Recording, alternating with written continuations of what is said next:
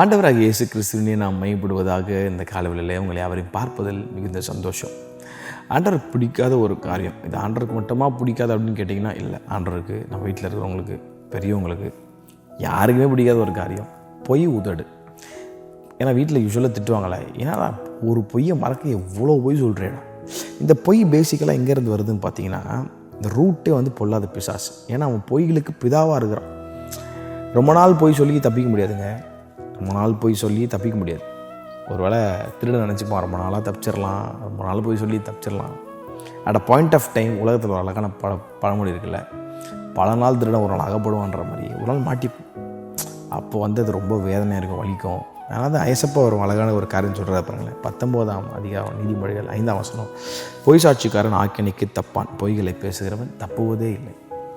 அப்போது ஏசப்பாட்ட இந்த காலவெளியில் ஒரு வேளை நாம் அந்த கேட்டகரியில் இருப்போம்னு சொன்னால், ஆண்டவரே நான் வந்து நிறைய தெரியாமல் வந்துடுதுப்பா. சில நேரத்தில் விளையாட்டு கூட போய் சொல்லுவோம். அப்படிலாம் இல்லாமல் நான் ரொம்ப கவனமாக இருக்க, எனக்கு ஒரு நல்ல மனசாட்சி தாங்க, குட் கான்ஷியன்ஸ் தாங்க. எனக்கு என்னை சரளமாக போய் பேசக்கூடாது, என்னை பாதுகாத்துக்கொள்ளுங்க ஆண்டவரேன்னு சொன்னீங்கன்னா ஆண்டவர் பலம் நடத்துவார். ஏன்னா கர்த்தர் அறிவு இருக்கிறாரு. பொய் சாட்சிக்காரன் ஆக்கினைக்கு தப்புவதில்லை.